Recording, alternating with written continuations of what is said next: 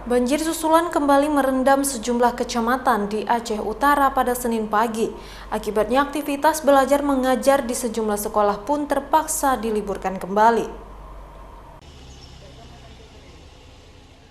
Banjir susulan yang melanda sejumlah wilayah di Aceh Utara Senin pagi membuat aktivitas belajar mengajar di sejumlah sekolah terpaksa diliburkan untuk sementara waktu.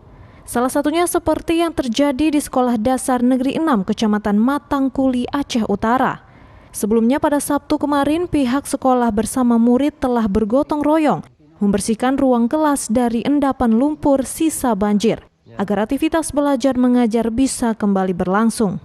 Menurut pihak sekolah, Senin pagi siswa-siswi sempat berdatangan ke sekolah, namun terpaksa dipulangkan karena banjir kembali mengendangi sekolah. Selain sekolah dasar, banjir juga merendam sejumlah sekolah tingkat pertama hingga sekolah menengah di Kecamatan Matangkuli, Aceh Utara. Kami sudah sepakat hari Minggu, cuma karena aktivitasnya lebih cepat, hari Sabtu sudah kami bersihkan. Anak juga ada datang kan, bantu-bantu ya kan. Jadi selesai. Rencana hari Senin ini sudah aktivitas belajar. Saya bangun pagi, sudah ada info semalam. Semalam sudah ada info, berarti air lebih berat dari tanggal 5 kemarin. Saya nggak khawatir lagi karena sudah diberi warning BMKG 7 Aceh berat kali hujan, ternyata di Benam Meriah air yang itu.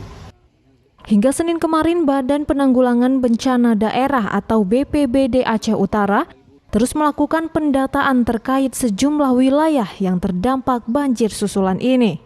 Masyarakat diimbau agar mewaspadai debit air yang terus meningkat, mengingat hujan deras masih mengguyur dataran tinggi Aceh Utara. Dari Kabupaten Aceh Utara, Armia Jamil, iNews melaporkan.